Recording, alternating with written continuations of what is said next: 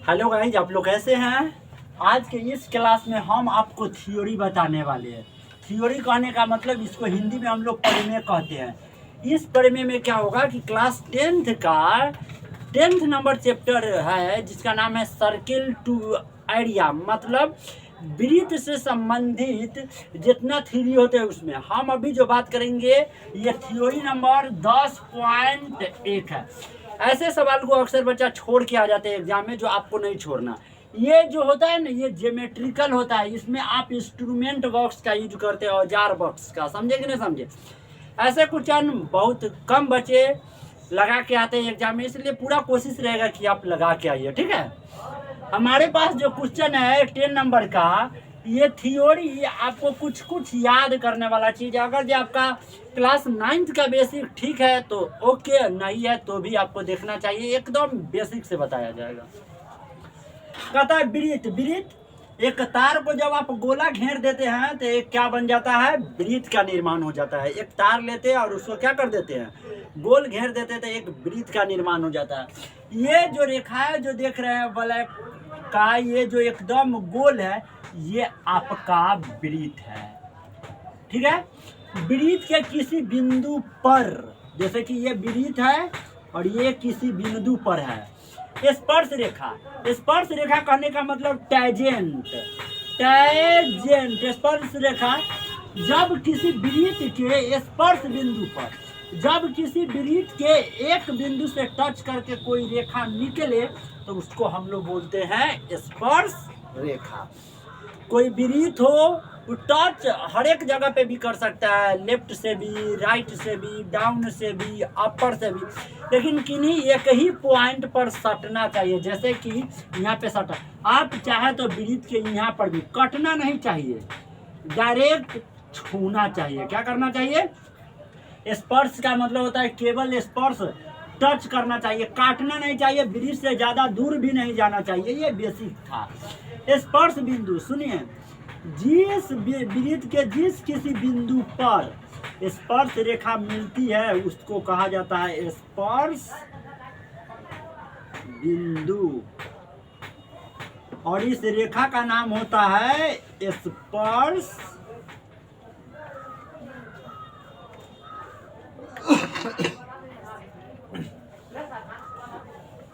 बाकी आगे स्पर्श बिंदु पर खींची गई त्रिज्या, आप जो देख रहे हैं ये वृत्तों के बीचों बीच केंद्र O है। अगर ये केंद्र O को वृत्त के किन्हीं परिधि के एक पॉइंट पर मिलाने से एक त्रिज्या का निर्माण होता है, ये आपका त्रिज्या हो गया। क्या किए, वो पॉइंट को Q बिंदु पर मिला दिए ला करके डॉट डॉट रेखा से।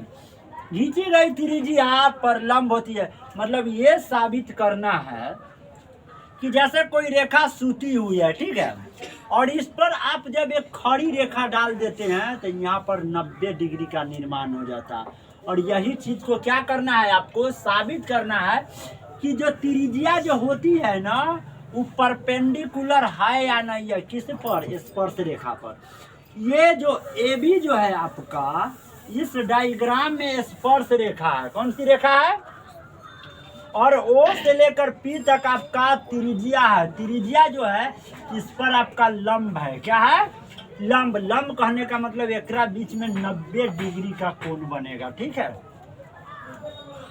जब 90 डिग्री का कोण बन जाएगा तो ये तो आपको लैंग्वेज में है, आपको मैथमेटिक्स में इसको करके क्या करना है, दिखाना है। जैसे कि यहाँ पे दिखाया हुआ है OP परपेंडिकुलर AB।